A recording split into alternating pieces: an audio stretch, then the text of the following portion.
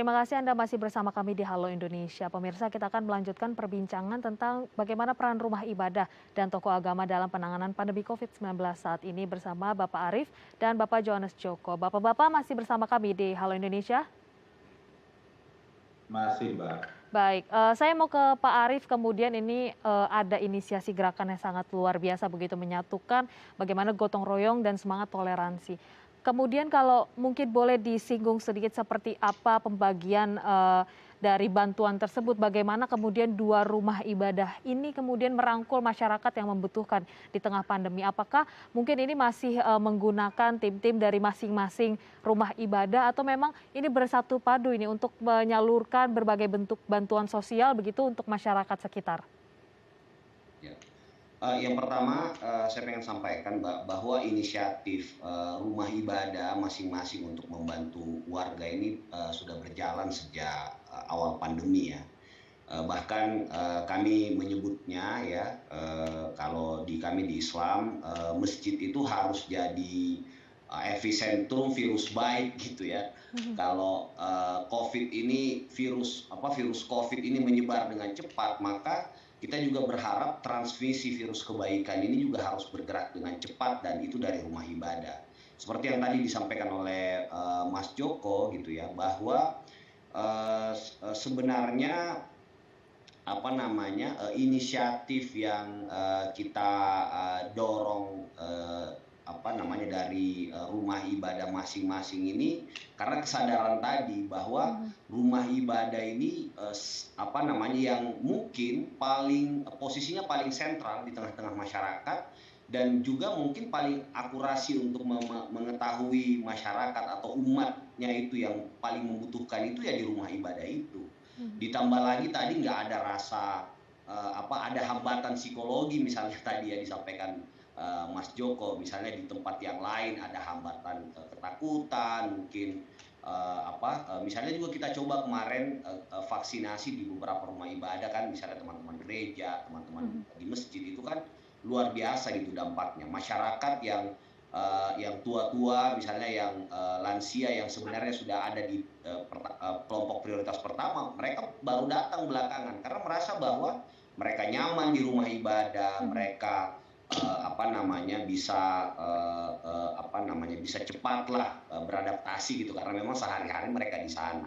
Nah itulah yang sebenarnya teman-teman kami dan Mas Joko dan mungkin teman-teman yang lain lakukan ya, bahwa kemarin kami mencoba ya mengeksersis mungkin nggak ya dengan kolaborasi rumah ibadah. Alhamdulillah ini sangat dapat respon positif misalnya dari imam besar ya, kemudian dari Romo KWI ya dan Romo di katedral. Artinya apa? Memang inovasi-inovasi yang seperti inilah yang dibutuhkan oleh oleh pemangku umat kita juga dalam hal ini gitu ya. Dan itu dalam saya tadi juga sampaikan bahwa gerakan-gerakan atau inisiatif-inisiatif yang baru ini yang digerakkan oleh anak-anak muda. Saya misalnya dengan Mas Joko dan teman-teman muda yang lain gitu. Jadi itu sih Mbak, bagaimana kita menjadikan rumah ibadah ini sebagai epicenter juga, epicenter virus, tapi virusnya yang baik gitu, menebar maslahah, membantu orang lain, dan akurasinya saya kira jauh lebih tajam gitu ya daripada mungkin kita bergerak ini dari tempat yang lain gitu. Baik, kalau tadi yang menarik adalah Pak Arief sendiri menyinggung bahwa kemudian dibuatkan juga gerakan vaksinasi ini untuk membantu percepatan vaksinasi nasional. Nah, Pak Arief boleh dijelaskan apa saja kemudian peran-peran yang diambil oleh teman-teman ini yang sudah bersatu dalam gerakan? Apakah memang hanya berhenti untuk menyebarkan atau mendistribusikan dari bantuan-bantuan sosial yang dibutuhkan masyarakat atau ada sosialisasi lainnya nih Pak untuk sama-sama kemudian seluruh masyarakat ini juga bisa bergotong royong melewati pandemi COVID-19? Iya, saya bahkan kemarin baru koordinasi lagi dengan salah satu staf khusus milenial presiden ya, Saudara Aminuddin Ma'ruf ya, untuk memperluas cakupan gerakan vaksinasi ini di rumah ibadah. Nanti saya belum update juga sama Mas Joko gitu, tapi itu yang sedang kami rencanakan gitu ya. Dan kami sih berharap nanti ini akan bisa dibuka oleh misalnya oleh presiden, oleh siapapun gitu ya, stakeholder utama kita. Karena sekali lagi ya, secara psikologis rumah ibadah ini akan sangat menentukan Mhm. ya bagaimana pola komunikasi kita ke masyarakat.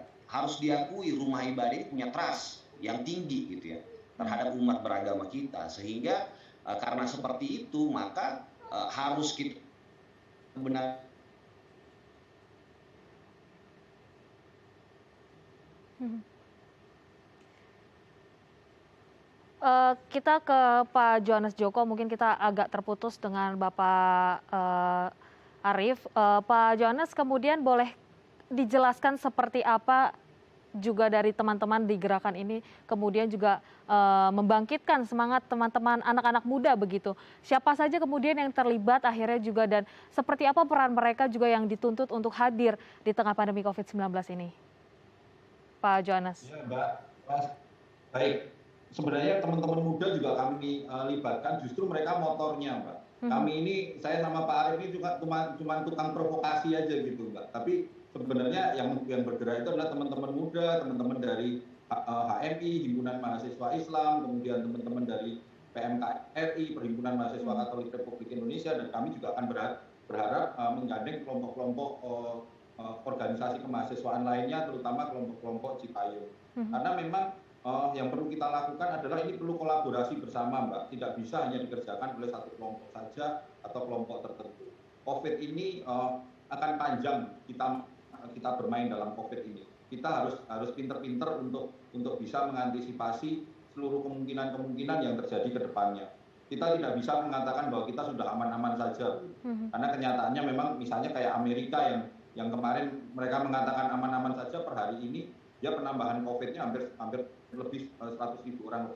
Ini situasi-situasi yang harus kita bersama create bersama, Mbak. Makanya tadi yang disampaikan Pak Arief, ke depan juga salah satu yang menjadi utama kita adalah misalnya kita menjadikan rumah ibadah sebagai pusat edukasi, Mbak, edukasi Mhm. untuk protokol kesehatan.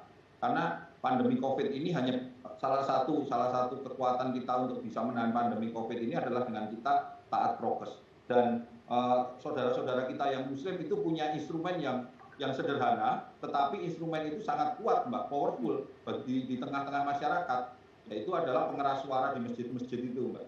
Misalnya Oke. pengeras suara di masjid setelah dan sesudah setelah azan itu kan bisa juga digunakan sebagai pengumuman, bisa juga digunakan untuk melakukan kampanye-kampanye protokol kesehatan, mengingatkan warga di sekitarnya. Dan itu akan sangat efektif. Karena siapa yang mengkampanyekan itu? Karena Mhm. para pemimpin umat ibadahnya di wilayah sekitarnya. Mereka yang selama ini sudah dipercayai oleh warga-warga lingkungan sekitarnya. Demikian, Mbak.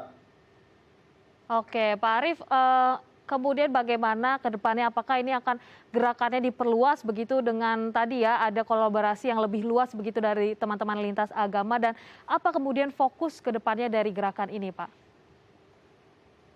Iya, tentu kita sangat berharap ya, Mbak, dan tentu yang punya instrumen itu sebenarnya kan pemerintah ya dalam hal ini gitu ya. Jadi apa yang kami lakukan ini termasuk di awal-awal pandemi ya, sebelum ada anggaran misalnya buat bantu warga dan seterusnya. Ya yang kami lakukan adalah apa yang sebisa kami gitu ya, Mhm. misalnya Mhm. mengumpulkan anak-anak muda ya, mencoba mendorong agar anak-anak teman-teman ini bisa berdonasi dan seterusnya. Nah, sampai di yang paling ujung sebenarnya harapan kita gitu ya agar pemerintah dalam hal ini juga bisa memposisikan rumah ibadah ini tadi sebagai sentra atau epicentrum menyebar virus kebaikan. Ya, Mhm. memposisikan inilah yang menurut saya penting karena tadi soal trust kan.